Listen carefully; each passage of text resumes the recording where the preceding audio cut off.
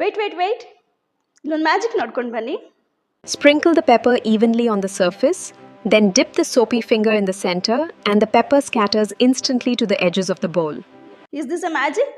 No, it's a science trick.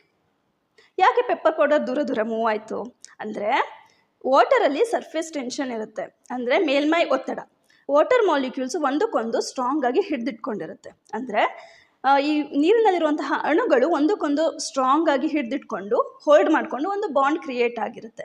ಇದರಿಂದ water ಮೇಲೆ ಒಂದು ತಿನ್ ಲೇಯರ್ ಥರ ಫಾರ್ಮ್ ಆಗಿರುತ್ತೆ, ಅದು ವಾಟರ್ ಮಾಲಿಕ್ಯೂಲ್ಸ್ದೆ. ಸೊ ಪೆಪ್ಪರ್ ಪೌಡರ್ನ ಸ್ಪ್ರಿಂಕಲ್ ಮಾಡಿದಾಗ ಪೆಪ್ಪರ್ ಪೌಡರ್ ಏನಿರುತ್ತೆ ಏನು ಲೈಟ್ ಆಗಿರೋದ್ರಿಂದ ಅದು ವಾಟರ್ ಮೇಲೆ ಫ್ಲೋಟ್ ಆಗ್ತಿರುತ್ತೆ. ನಾವು ನಾರ್ಮಲ್ ಫಿಂಗರ್ನ ಡಿಪ್ ಮಾಡಿದಾಗ ಏನೂ ಚೇಂಜಸ್ ಆಗಲ್ಲ, ಬಟ್ ಸೋಪಿ ಫಿಂಗರ್ನ ಡಿಪ್ ಮಾಡಿದಾಗ ಅದು ದೂರ ಮೂವ್ ಆಗುತ್ತೆ. ಯಾಕೆ ಅಂದರೆ ಸೋಪಲ್ಲಿ ಹೈಡ್ರೋಫೋಬಿಕ್ ಟೈಲ್ ಮತ್ತು ಹೈಡ್ರೋಫಿಲಿಕ್ ಹೆಡ್ ಅಂತ ಇರುತ್ತೆ.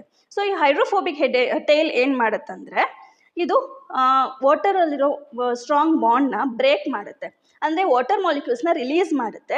ವಾಟರ್ ಮಾಲಿಕ್ಯೂಲ್ಸ್ನ ರಿಲೀಸ್ ಮಾಡಿದಾಗ ಯಾವ ಪ್ಲೇಸಲ್ಲಿ ನಾವು ಸೋಪಿ ಫಿಂಗರ್ನ ಡಿಪ್ ಮಾಡ್ತೀವಿ ಆ ಪ್ಲೇಸಲ್ಲಿ ಸರ್ಫೇಸ್ ಟೆನ್ಷನ್ ರಿಲೀಸ್ ಆಗುತ್ತೆ, ಅದರ ಸರೌಂಡಿಂಗ್ ಪ್ಲೇಸಲ್ಲಿ ಸರ್ಫೇಸ್ ಟೆನ್ಷನ್ ಹಾಗೆ ಇರುತ್ತೆ. ಆವಾಗ ರಿಲೀಸ್ ಆಗಿರೋ ವಾಟರ್ ಮಾಲಿಕ್ಯೂಲ್ ಸರ್ಫೇಸ್ ಟೆನ್ಷನ್ ಇರೋ ಪ್ಲೇಸ್ಗೆ ಮೂವ್ ಆಗುತ್ತೆ. ಅದ್ರ ಜೊತೆ ಈ ಲೈಟಾಗಿರೋ ಪೆಪ್ಪರ್ ಪೌಡರ್ ಕೂಡ ಮೂವ್ ಆಗುತ್ತೆ. ಇಷ್ಟೇ ಅದರಲ್ಲಿರೋ ಟ್ರಿಕ್. ನಿಮ್ಗಿನ್ನೂ ಒಂದು ಗೊತ್ತಿರಲಿ, ಸೋಪ್ಸ್ನ ಸರ್ಫೆಕ್ಟ್ಯಾನ್ಸ್ ಅಂತ ಕರೀತಾರೆ. ಯಾಕೆ ಗೊತ್ತಾ? Soap releases surface tension of water, that's why it is called surfactants. ಇದೇ ರೀತಿ ಇನ್ನೂ ಹೆಚ್ಚಿನ ಮ್ಯಾಜಿಕ್ಸ್ನ ನೋಡಬೇಕಾ? No, science ಟ್ರಿಕ್ಸ್ನ ನೋಡಬೇಕಾ?